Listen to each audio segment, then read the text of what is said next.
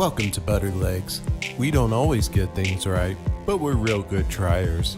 We watch movies and make music inspired by the experience. Fair warning, there are spoilers.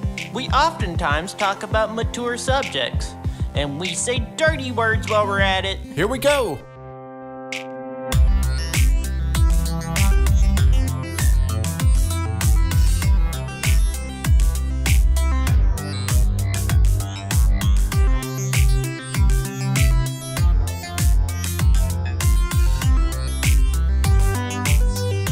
Hi, Butterleggings. I'm Jay. I'm Sin. And I'm Alex. As we usually say, it took a while for this episode. It's been a while. As they say, It's been a while for this episode. So I've got my little speakers here on my desk, and I had past tense. Well, I guess I still have it, but I was using an iMac. My speakers died. Had some sort of power thing. I got those fixed. Contacted this guy who knows how to repair stuff. He's like, "Yep, come to my house. I've got some tools in the backyard we can use." And he fixed my speakers. I brought the speakers home. I went to power on my iMac so I could work on my song, and my iMac wouldn't turn on anymore. My iMac died. So I've got a new computer. Yay. Whoa. Yo. Y'all ever receive a gift and you don't know how to react very well? Yeah. Mm-hmm. So I finished a hike with some hikers on a guided hiking experience. And this gentleman gave me a medallion at the end of it. He didn't say a word the whole hike, and he gave me a medallion. And it was for... And it was for like a naval crime scene investigator medallion. And it's got some weight to it. What? And, wow, that's wild. And with that medallion, I got no explanation. Wow. Did he think you were his long-lost son? I don't know. I was just like, it's been an honor. Anywho. So at work, I'm hiring for a new staff member to be on my team. I had one of the most unhinged interviews I've ever had. Let's call this person Mitchell. Okay. So on paper, Mitchell seemed okay. I'd sent Mitchell a text, said, "Hey, I got your application. Let's schedule a time to talk for half an hour." For what kind of job? For IT specialist job. Like working on the computers and such? Exactly. Yes. So, yeah, I sent this person a text, and immediately afterward, within like 10 seconds, Mitchell texts back and says, "I'm ready to talk right now." And like, as I'm reading his response, my phone rings, and Mitchell is calling me. I'm like, wow, that's very forward. He was just being very responsive. Yeah. Which he's got a lot of drive. A lot of drive, I guess. But I declined the call. I sent back a message. I said, "Hey, let's schedule this call, please." We schedule something, and we get to talking, and he's like, "Yeah, I'm Mitchell, and what you should know about Mitchell is Mitchell, he was kind of like what if comic book guy from The Simpsons and Napoleon Dynamite had a baby." "I am Mitchell," and he would pause like halfway through a sentence, and he would do his like Napoleon Dynamite, like, "Oh," like a big exasperated exhale. "Oh, some people just need help with their computers." He's not wrong. Yeah. And then I heard like a bunch of clanking and splashing and stuff. He's like, "I'm doing the dishes right now." Hey, multitasker. That's an attribute. Multitasker. That's an attribute. I like Mitchell. So the place that I work at, we help out a lot of people who are homeless. And I said, what is your understanding of why people might be homeless? And Mitchell says, typically,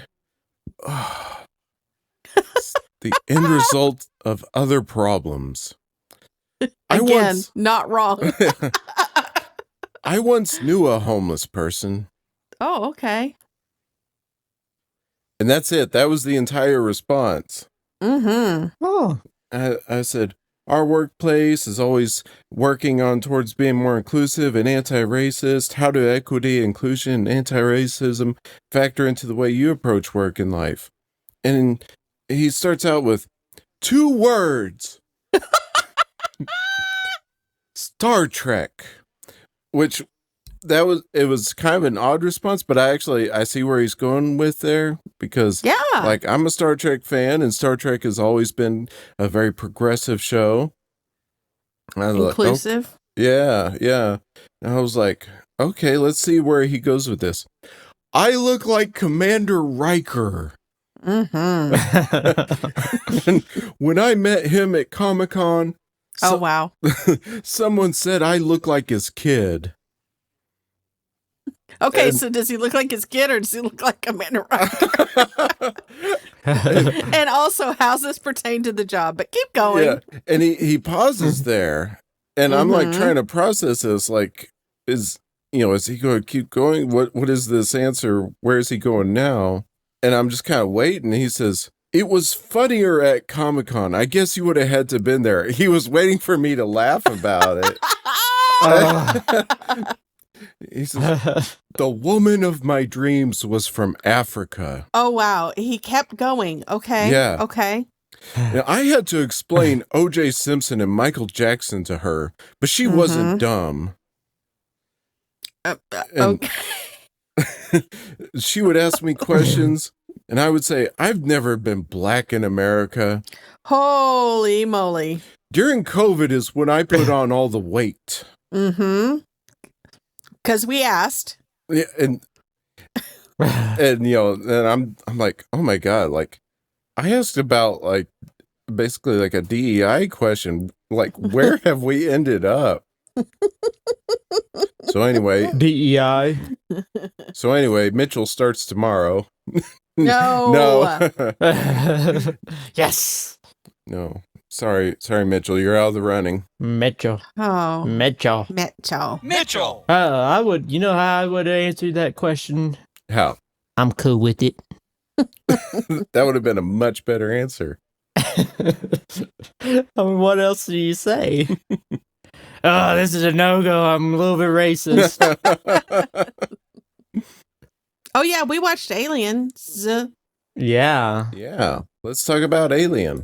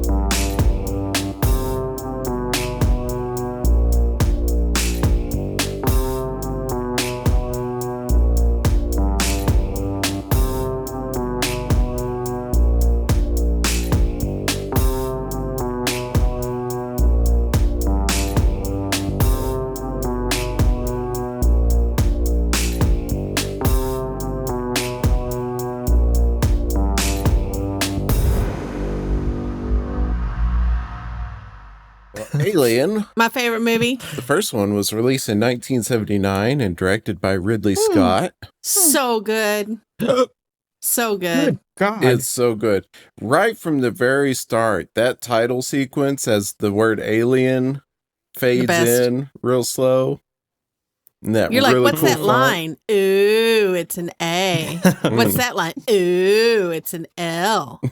Ooh. What's that line? Oh, a line is an I. Okay, that one's fine. Ooh, word art. Ooh, word art. They could have just used Microsoft Word, make it curvy. Mm-hmm. Drop Mhm. shadow. Arch it. Mhm. Once you finally figure out how to do that, then you just like don't want to do any rest of the document because you took too long trying to figure out how to arch your letters. It's my experience anyway. Clippy shows up. Looks like you're trying to make an alien movie. I know Michelle can relate to this. I spend a stupid amount of time looking for the right font for things. Gotta get them right. Gotta get them right. Mhm. Gotta look good. Mm-hmm. It really would have set a different tone. Like, just picture the alien title sequence, but it's in Comic Sans. No, it's in Hobo, which is the best font. I kind of like the hobo font. It looks like the title of a Hobbit book. Maybe they should have called it Hobbit font. That might have been That'd been better. been a little bit better. Right after that title sequence, you get those slow camera shots and you get to, I don't know, just soak in like the hallways and like there's stuff everywhere on the walls Mhm. and that cockpit with all the helmets and stuff. I like it. I like Alien set, like the ship, because it seems real. Sort of like Mhm. Star Wars, where it's not super, well, Star Wars until there was the shiny ship. But old Star Wars, or episodes 4, 5, and 6, everything kind of looks beat up and Mhm. used. It makes it look real, because they're just miners, right? They're a freighter, an Orf Raider. Freight, yeah, Mhm. freighter. Yeah, I feel like it makes it real believable. Yeah. And also, I feel like if this movie was made this year, you wouldn't be able to tell. Oh, Timeless. Yeah. Timeless. You know what I timeless. mean? Mhm. Speaking of it being an Orf Raider, it's a really neat detail to bring out, to point out, because the ship got stopped, mid-journey because they intercepted this alien transmission, or they intercepted this transition from the alien planet. And like, they're an Orf Raider. They're in no position at all to investigate this, but the company requires them to do so. Man, I just now understood. You have said the word "or freighter" like 7 times since we started this conversation. Yeah. And I thought you were saying Orf Raider. And I was Me like, what is too. an Orf Raider?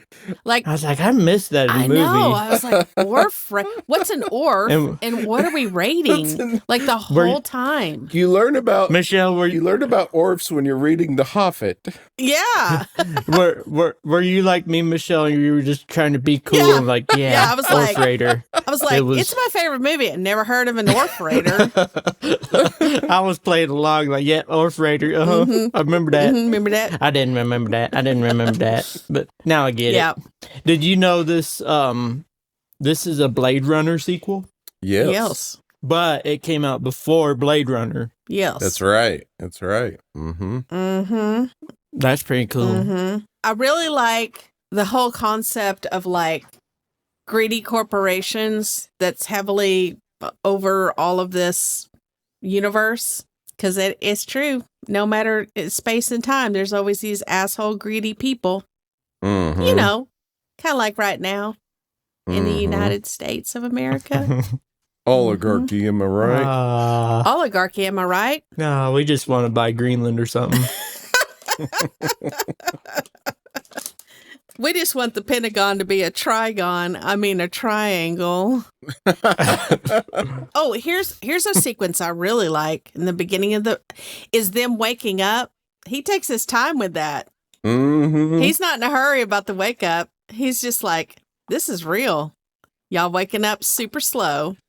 Yeah. They do those cool fade transitions while they're actually waking up, and then whenever they're sitting around eating breakfast, the dialogue feels real natural, and they really have you like sit in with the crew as it establishes the movie. Yeah. Yeah.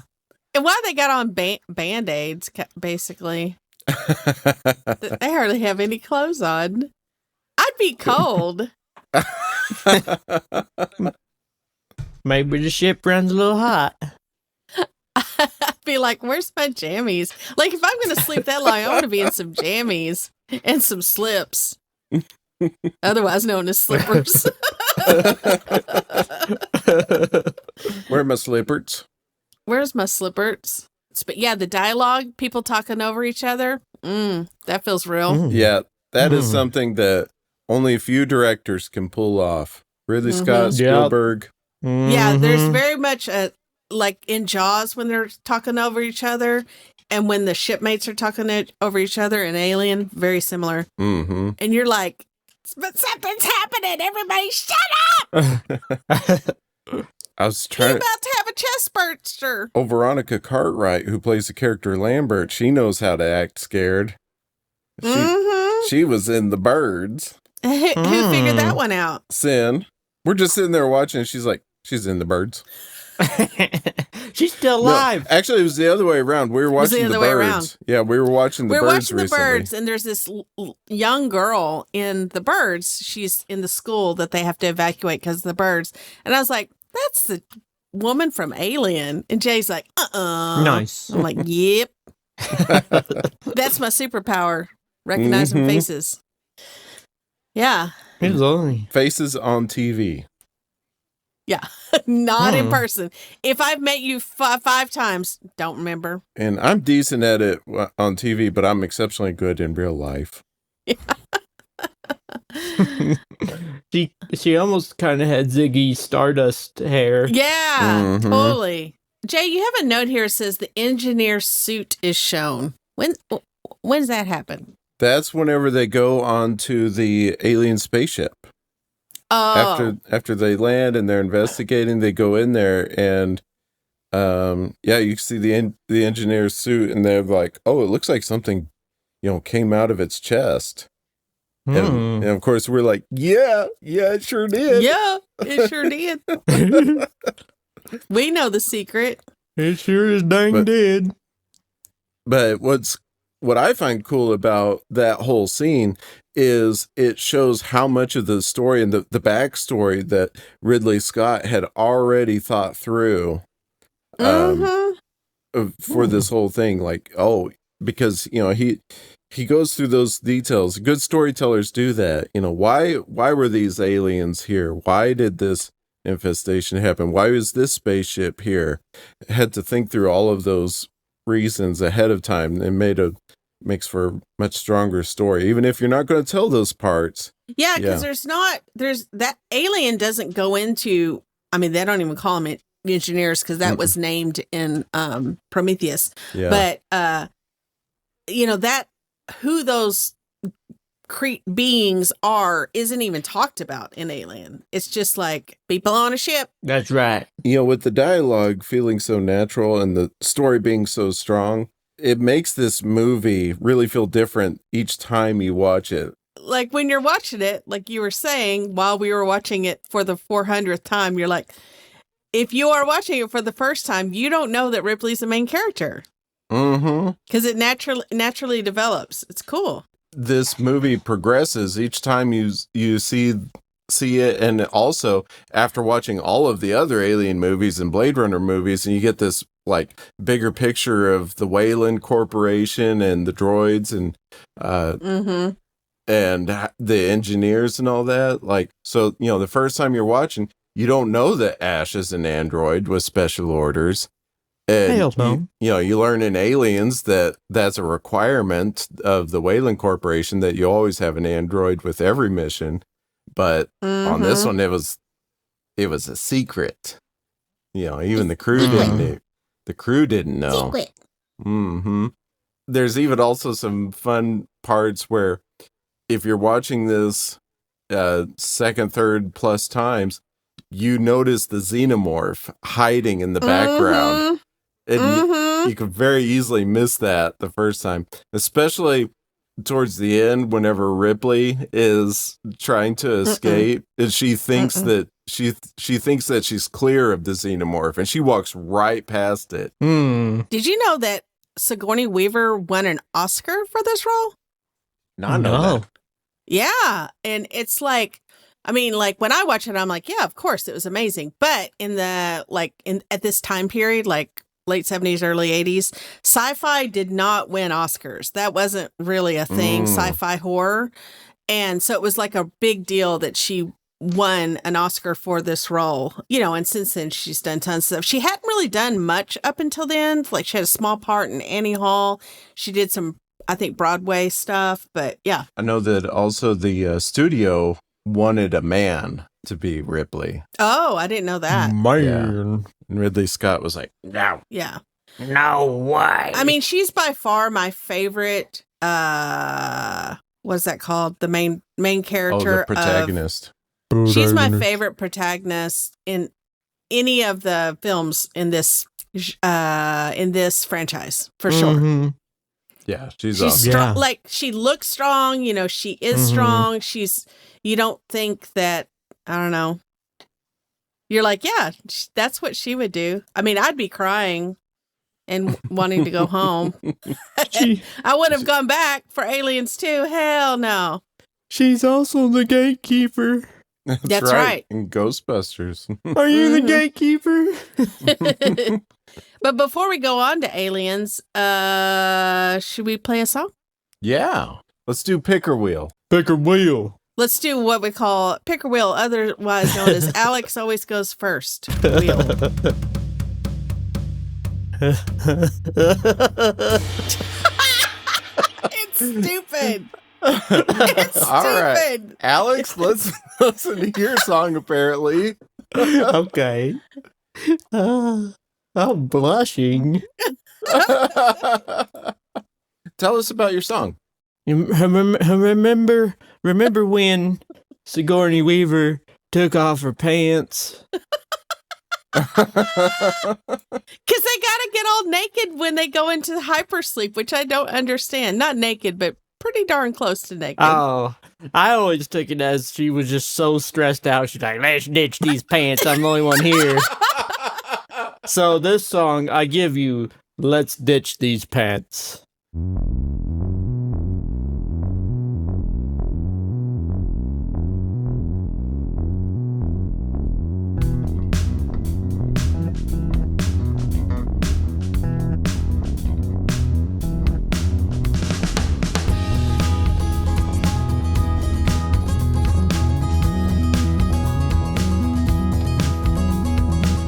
Don't crack the egg, Resist the urge. an alien demon, Really urge. Exercise caution, Be a little scared. quit it, stop it, dang it. There's an acid beast in there.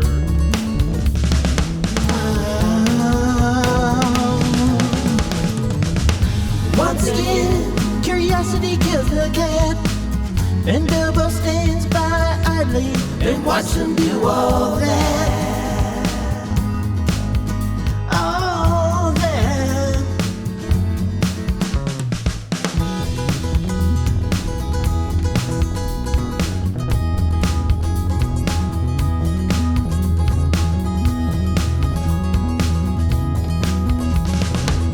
Who wrote this movie? Spielberg 'twas not. 'Twas a twisted mind. Of Sir Ridley Scott. No friendly ETs, No true Barrymores. just people with poor listening And skills. prophets open doors.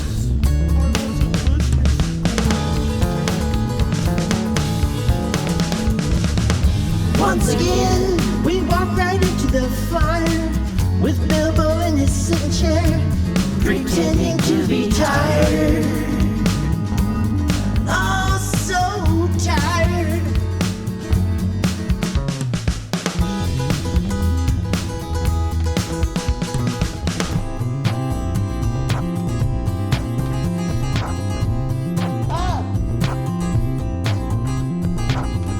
When she thought she was the last one alive, she did not do a happy dance. When she thought she was the last bee in the hive, she said, let's ditch these stupid pants.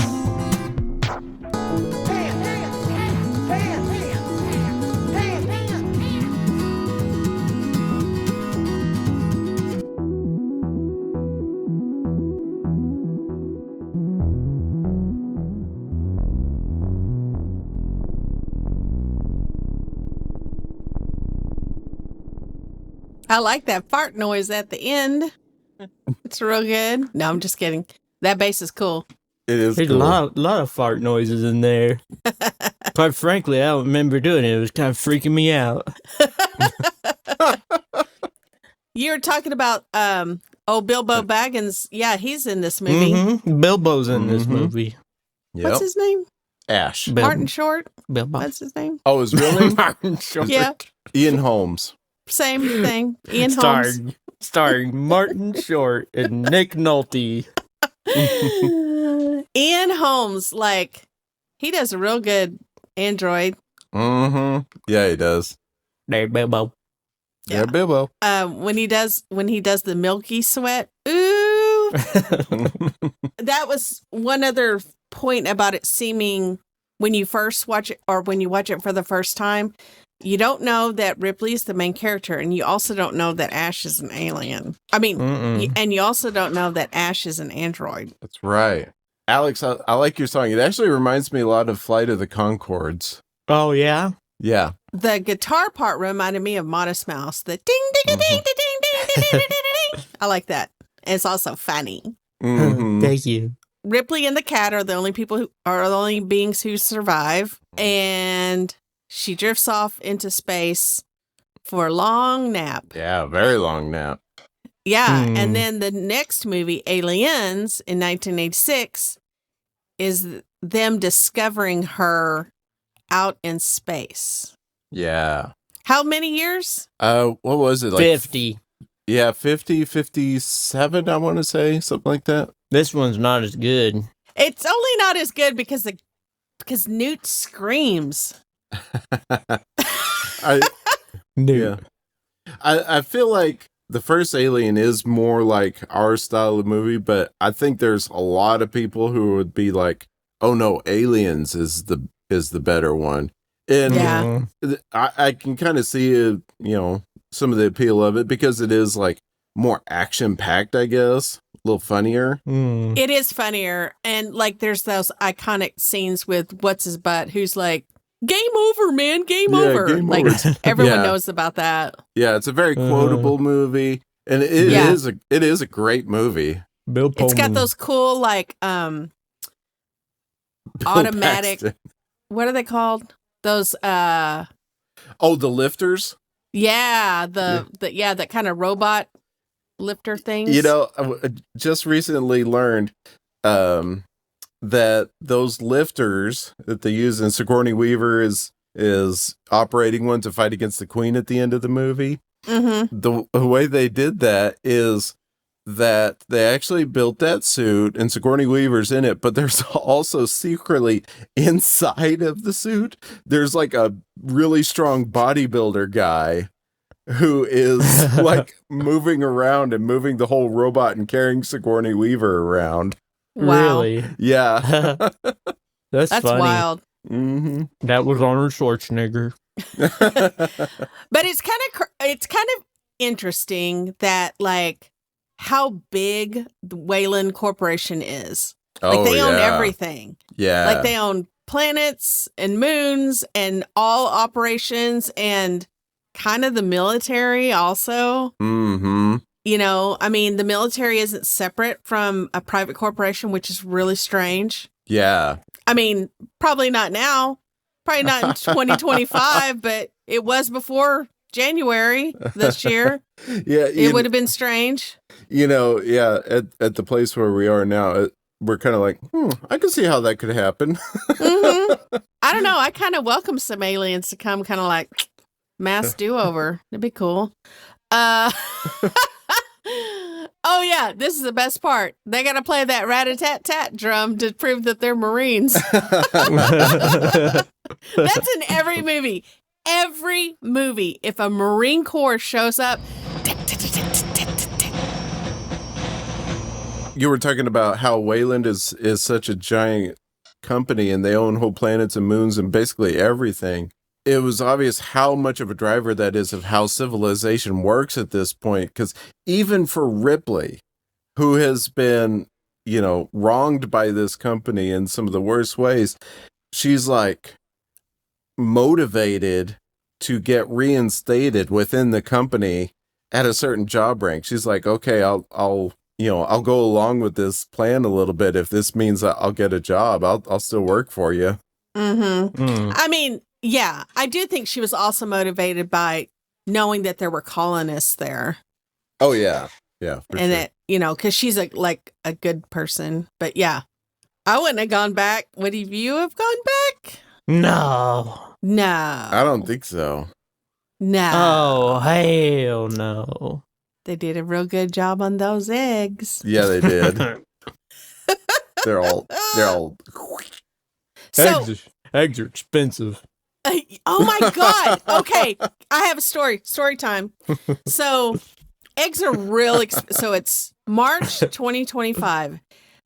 The eggs that we buy are basically $1 a piece because our carton of 12 eggs costs over $12, which is crazy because, I think there was a time when eggs cost like $5. I don't know. It's just crazy.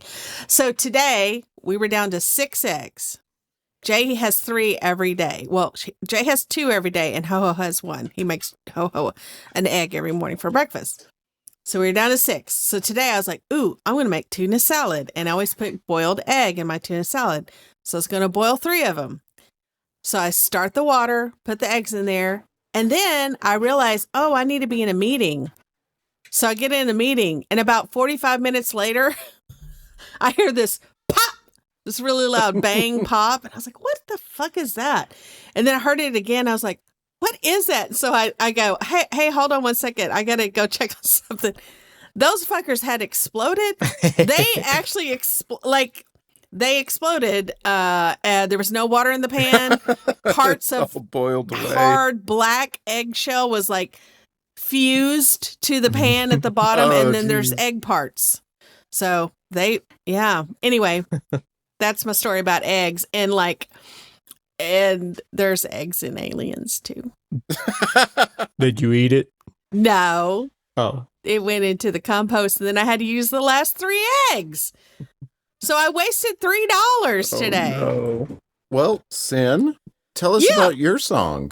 What's your chance? My song. So the reason why we haven't seen our Butterleggings in a long time is because Sin had a hard time coming up with a song. I think I had a lot of pressure because it's my favorite movie. I was like, I want to do justice.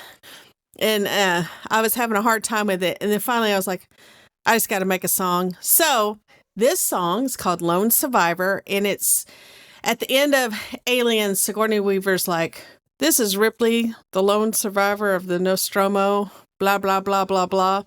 And so that's what this song is about. It's about this one, and then as well as Aliens, when there's the 3 of them that survive. Okay. Yeah.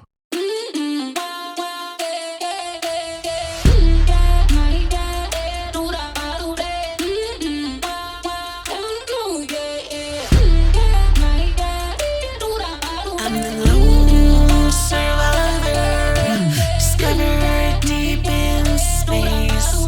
Here is my warning, never go back to that place. A creature of perfection,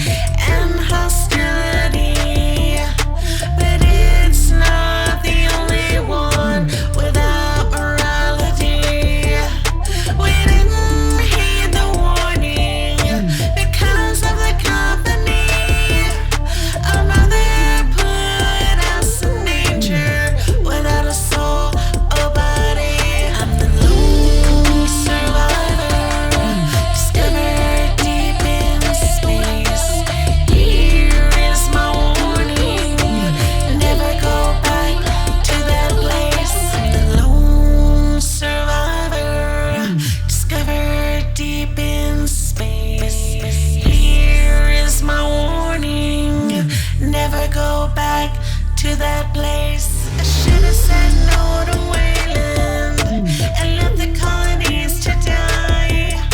But Newt was left, so Hicks and I made sure that she survived.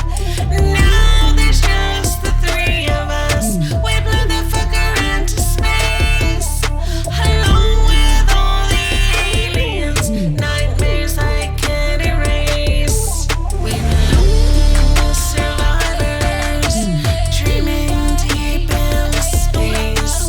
Hear a warning, never go back to that place. We're lone survivors, dreaming deep in space. Hear a warning, never go back to that place. We didn't heed the warning because of the company.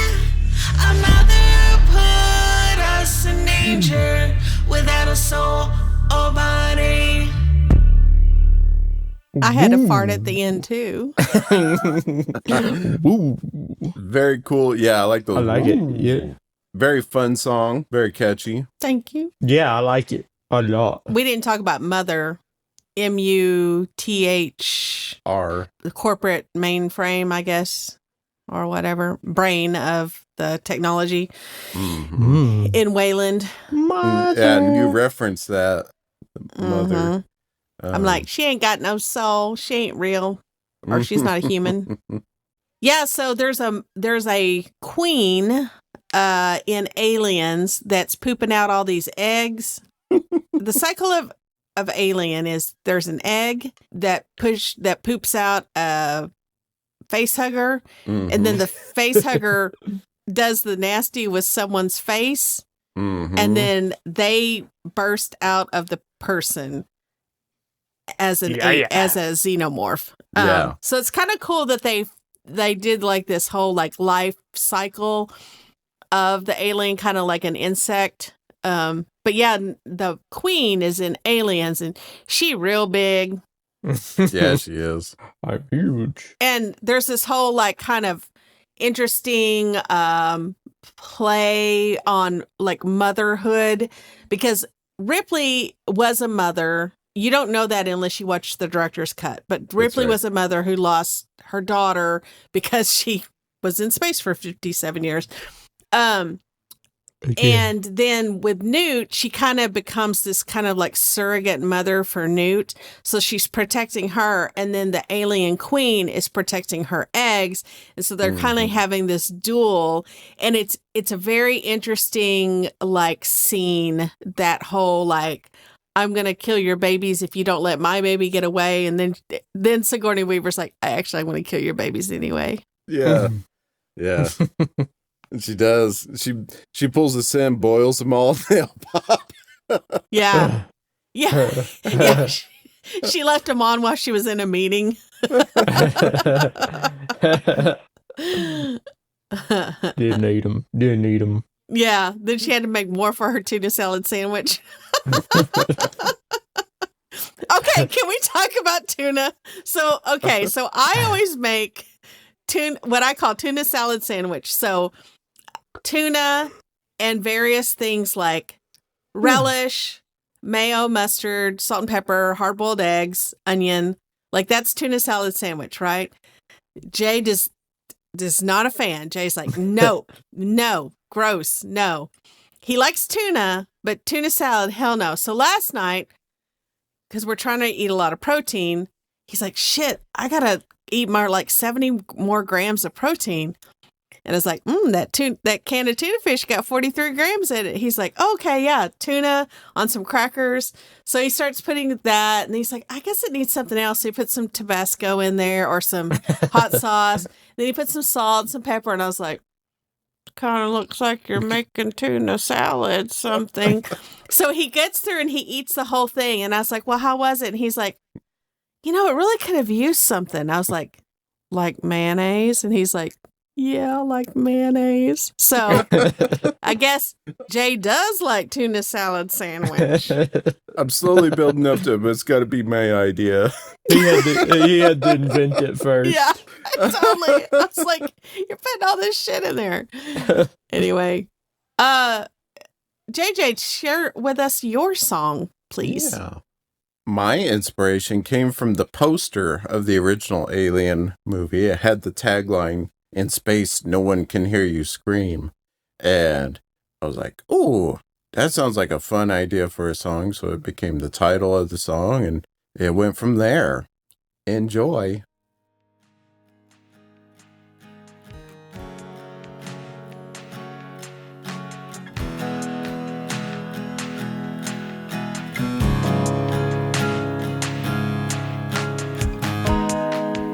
The flowing of time, adrift in no sea.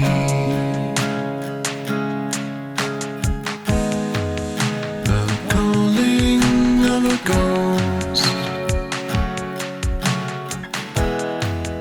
is breathing for me.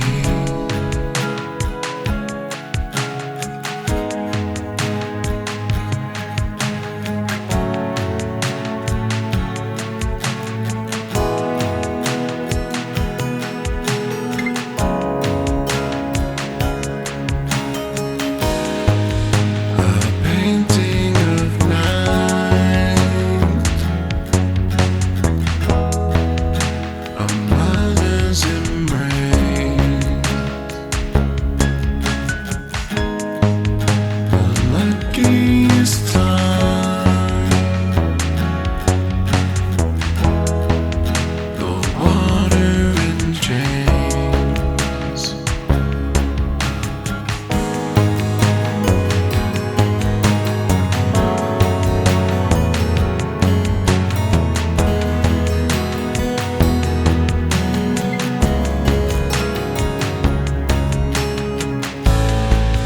But it's too late. You've lost all your team.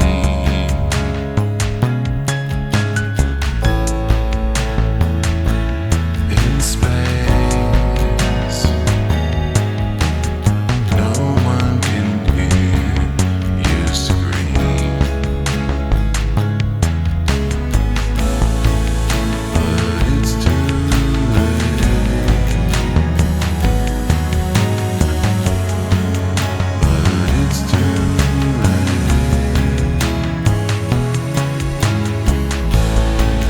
But it's too late.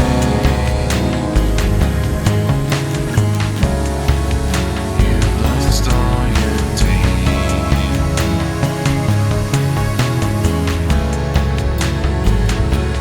In space,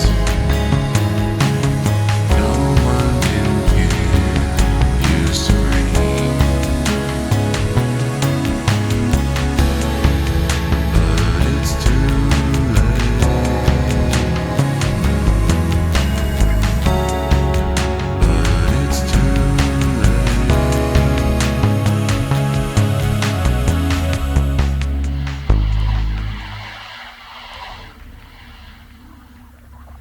Yoshimi, they don't believe me.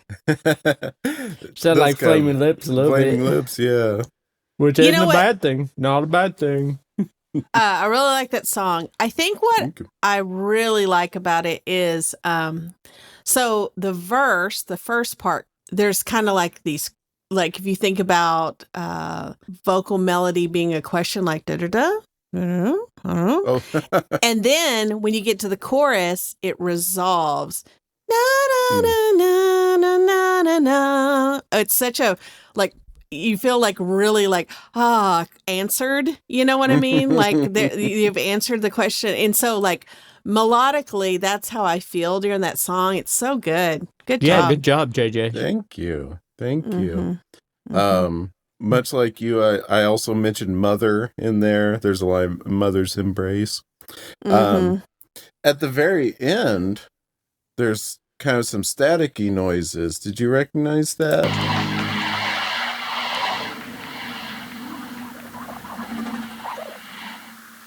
Is that from the movie? Yeah. Oh. That's the transmission that they intercept whenever Oh. that stops the Nostromo. And there's a scene where they're like sitting there quiet and they're listening to it, and they're like, what the fuck is that? But I took that transmission. I was like, ooh, I'll put it in my song. That'll be fun. Yeah, that's good. That's Clever. good. You're so clever. Clever girl. Jurassic Park. Jurassic Park, 1993. 1993. Steven Spielberg. Good movies. Woohoo! Yeah, good job. Oh yeah, we also didn't mention that Hicks, who is the other survivor of the aliens, the Marine, he's Michael Behind, who was in Terminator and in The Abyss. James So- Cameron's buddy. He, along with Benjamin Franklin, I guess is one of the favorite Butterleggings topics. Yeah. He's buddies with James Cameron. They tight. Because he's also in Terminator. Are you saying that as like we didn't just say that, or you're asking? No, because James Cameron, he was the president of Terminator 2. Did you know that Michael Behind was in The Abyss? What are we watching next? Yeah, what are we watching? We're finishing up the Alien movies. We With? have Alien 3 and Oh yeah. Alien Resurrection. Riddler. And then what Alien about Riddler. Romulus? Well, we could fold Romulus into that last episode. We kind of forgot about it because whenever we were first deciding on the order of these movies, It wasn't even out. it wasn't out yet. It wasn't out yet. Like that's how long it's been. I'm sorry, Butterleggings. They made a whole damn Alien movie before we made a Butterlegs episode. Before Sin could come up with a fucking 2-minute long song. On our next episode, movies will have been holographic. The thing is, the Alien Earth TV show is coming out this year. I guess Not before we get our. that's our due date. By the way, we need to get holograms going. Come on, everybody. Yeah, come on, everybody. Come on, everybody. Make it happen.